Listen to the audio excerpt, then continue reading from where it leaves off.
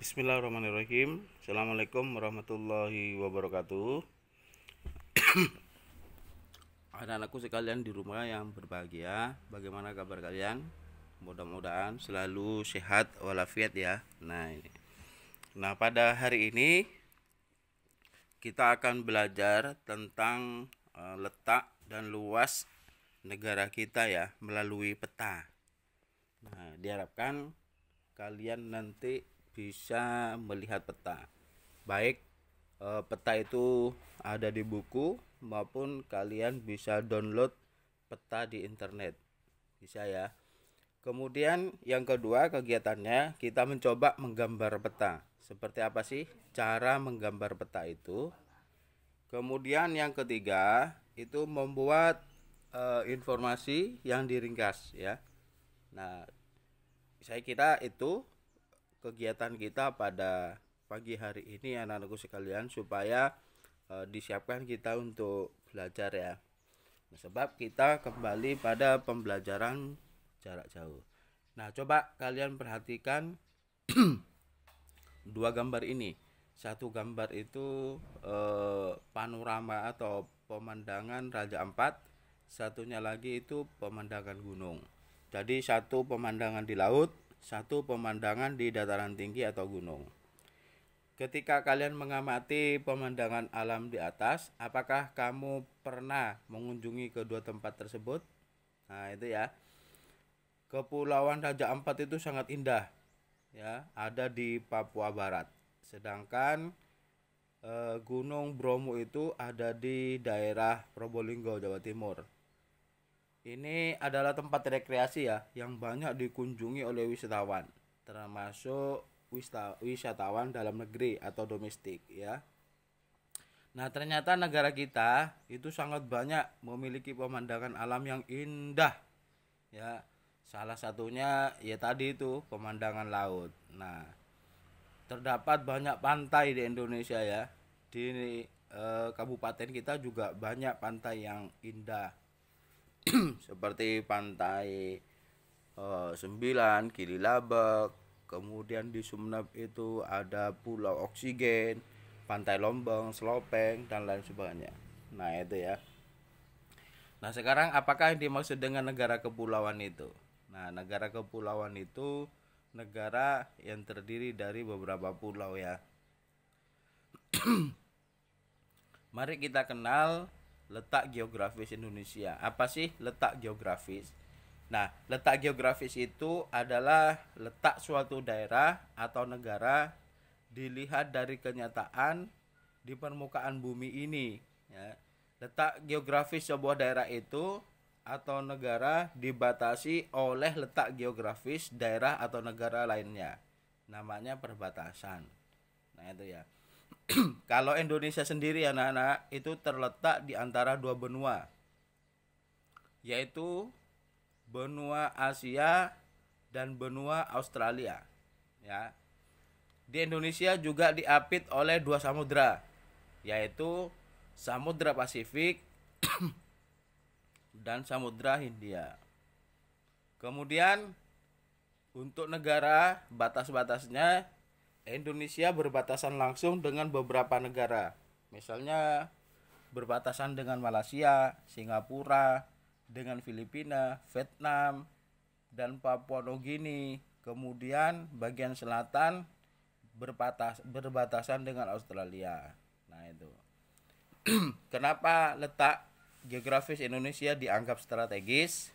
Sebab Indonesia ini menjadi tempat persilangan antar dua benua dan dua samudra. Jadi Indonesia itu berada di tengah-tengah. Orang kalau mau ke Australia melewati Indonesia dari Asia ya. Orang berlayar dari Samudra Hindia ke Pasifik melewati Indonesia, sehingga Indonesia dibilang sebagai negara yang strategis gitu ya. Nah, negara Indonesia ini merupakan negara kepulauan. Artinya di Indonesia terdapat banyak pulau. Lebih dari 17.000 pulau berukuran sangat besar, besar dan kecil ya. Dari jumlah pulau tersebut, itu ada sekitar 6.000 pulau yang tidak ada penghuninya. Masih pulau, belum ada penduduk. Nah, tetapi pada dasarnya ada beberapa pulau besar di Indonesia. Misalnya Pulau Jawa, Kalimantan, Sumatera, Sulawesi, dan Papua sendiri ya, Papua. Nah, kemudian ada beberapa pulau kecil. Misalnya Pulau Nias, Siberut, Pulau Bangka, Belitung, termasuk pulau kita ya, Pulau Madura, Bali, Lombok, Flores, Ambon, dan Halmahera. Nah, kemudian yang lainnya itu adalah pulau-pulau yang lebih kecil lagi. Nah, anak-anakku sekalian, ini contoh peta Indonesia ya. Peta Indonesia yang terbaru 34 provinsi. Kalian dapat juga mencontoh peta ini nanti, atau bisa download di internet, tidak apa-apa. Atau kalau ada buku atlas tentang peta itu boleh. Nah, wilayah negara kita itu membentang dari barat ke timur, dari Sabang sampai Merauke ya. Terdiri dari daratan dan perairan, makanya disebut dengan kepulauan. Luas daratannya itu 1.922.570 km persegi, sangat luas sekali. Nah, sedangkan perairannya itu 3 kali lipatnya, malahan hampir 3 kali lipat, 3.257.483 km persegi. Nah, itu. Nah, ini contoh bacaan yang dapat kalian baca pada halaman 20 buku kalian.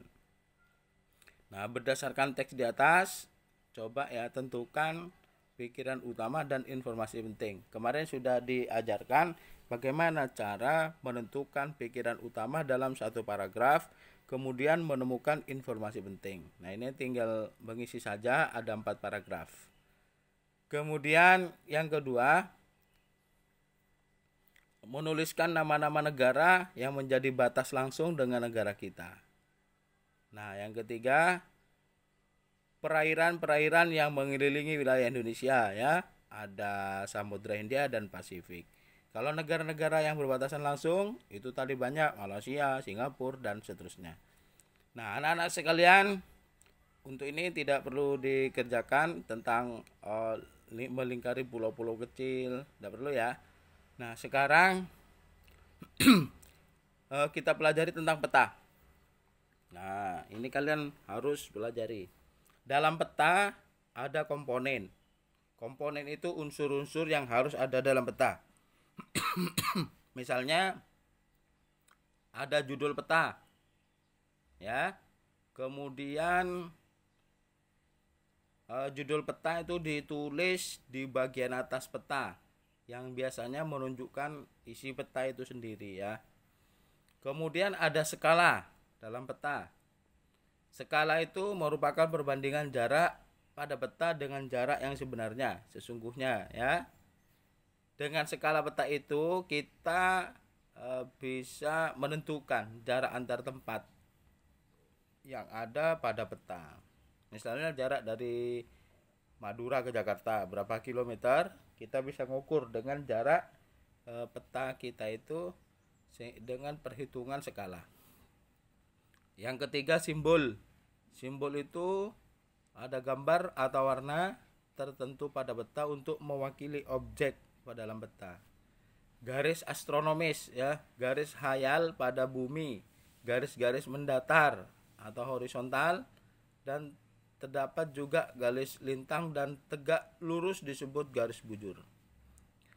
Kemudian legenda merupakan keterangan beberapa simbol yang digunakan pada peta untuk memudahkan pengguna peta memahami isinya. Kemudian yang terakhir itu ada mata angin. Merupakan pedoman utama arah mata angin. Mata angin yang mengarah ke atas itu menunjukkan arah utara ya. Nah, coba kalian sekarang menggambar peta di buku gambar ya, boleh di buku gambar. Kita siapkan alatnya, penggaris, pensil warna. Nah, tahapannya ya.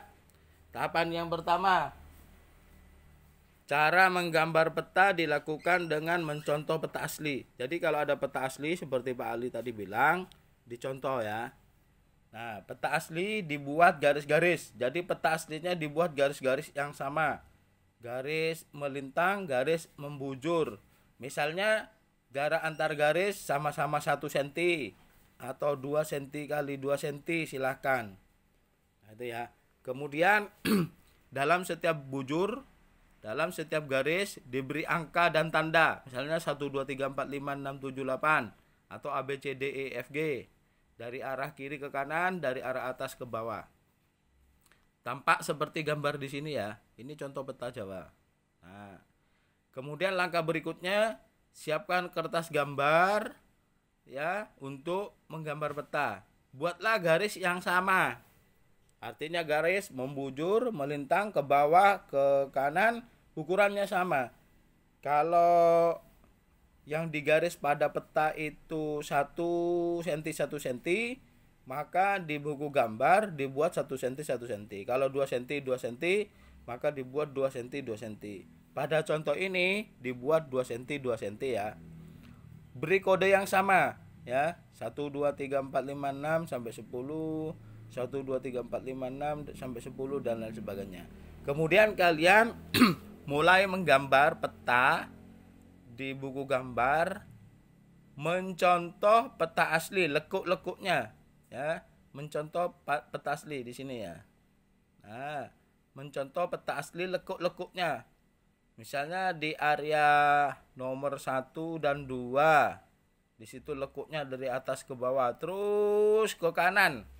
Mencontoh lekuk-lekuknya pada garis-garis yang sudah di kotak-kotak yang sama. Nah, ini proses menggambarnya seperti ini ya. Nah, peta aslinya ini.